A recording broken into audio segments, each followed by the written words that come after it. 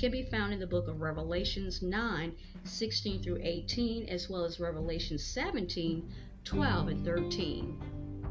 Now, chapter 12 of Revelation pictures Satan as a great fiery red dragon having 7 heads and 10 horns, and 7 diadems on his heads. Okay, let me get that right. Heads, found in verse 3 of chapter 12. Now, it describes his attempt to destroy Jesus Christ shortly after his birth, when it says this: "And the dragon stood before the woman who was ready to give birth to devour her child as soon as it was born." And this is at Revelations 12:4. So at length the scene shifts to the time of the end, where we see this: "Therefore rejoice, O heavens, and you who dwell in them. Woe to the inhabitants of the earth and the sea, for the devil has come down to you, having great wrath, because he knows that he has a very short time." And this is at Revelations 12:12.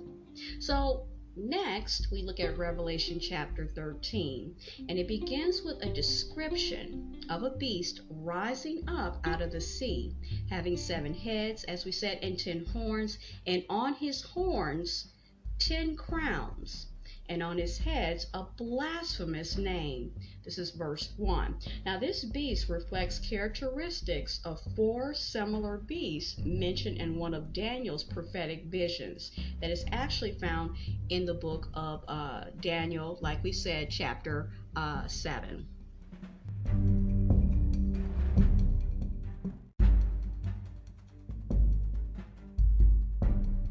So the Apostle John, who wrote the book of Revelation, further describes the beast as he saw it.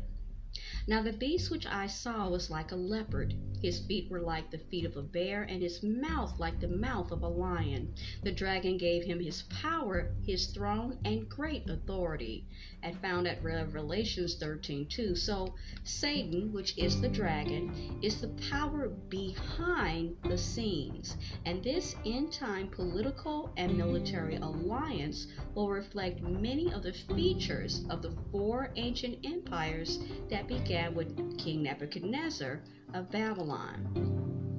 The beast that you saw, having the same characteristics as the 4 beasts in Daniel 7, which represent ancient Babylon, Persia, Greece, and Rome, was and is not and will ascend out of the bottomless pit and go to perdition, and those who dwell on the earth will marvel, whose names are not written in the book of life from the foundation of the world, when they see the beast that was and is not and yet is, at Revelation 17:8.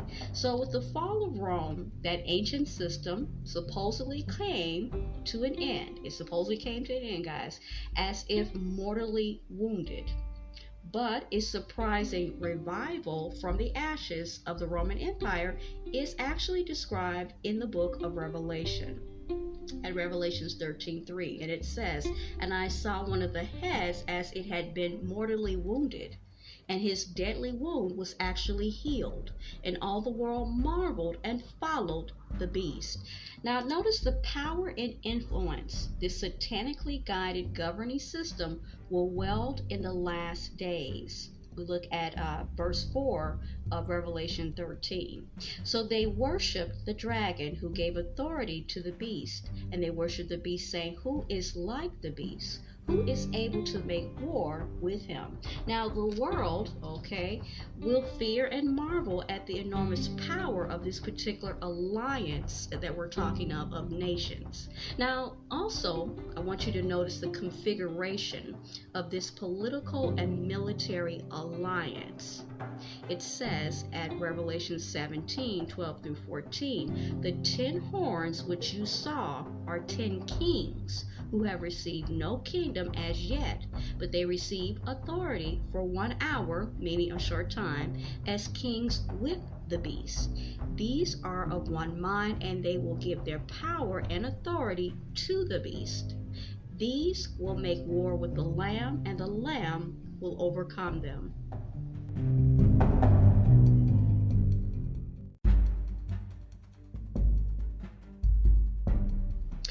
Then I saw another beast coming up out of the earth, and he had two